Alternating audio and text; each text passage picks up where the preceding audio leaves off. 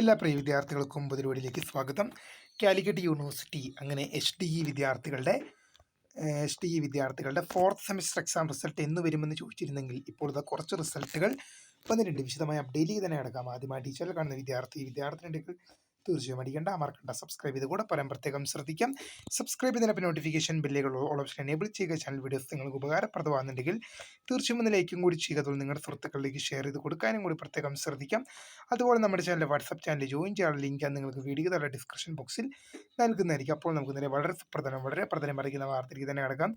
Calicut university വിദ്യാർത്ഥികളുടെ school of distance education വിദ്യാർത്ഥികളുടെ fourth semester exam result എന്ന് വരുമെന്ന് പല വിദ്യാർത്ഥികളും ചോദിച്ചിരുന്ന വേളയിലാണ് ഇപ്പോൾ കാലിക്കറ്റ് യൂണിവേഴ്സിറ്റി തന്നെ കുറച്ച് റിസൾട്ടുകൾ പ്രസിദ്ധീകരിച്ചത്.